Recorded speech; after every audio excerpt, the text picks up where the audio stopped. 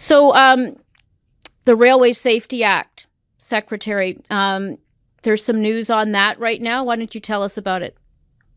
That's right. We've just seen the Railway Safety Act advance in the Senate Commerce Committee. This is bipartisan legislation, and it's doing a lot of important things that we have been calling for to make freight railroads safer.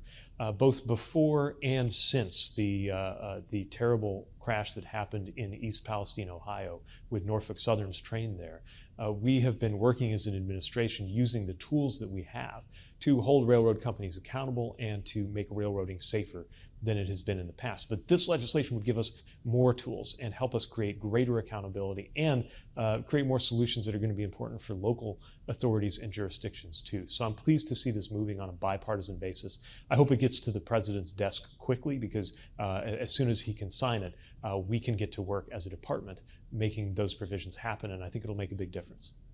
You know, it's almost fallen off the radar for a lot of other Americans, but I'm sure the people of Ohio, this is still very much top of mind, the tragedy. What is the status on that in terms of the cleanup and such?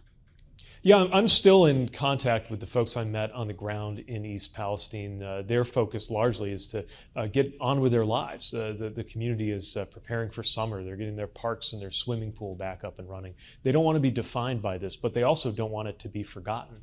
EPA is continuing to require Norfolk Southern to follow through with the cleanup. And I think any community that lives near a railroad line, which is so many communities around the country, are now asking, okay, what more needs to be done to keep us safe? What happened in Ohio was a wake-up call for many Americans who did not realize that derailments have happened and have always happened on a daily basis, literally daily basis in this country. There's new and bipartisan energy to change that, and I think that's one of the biggest things we can do to do right by the people of communities like Ohio that were impacted by this.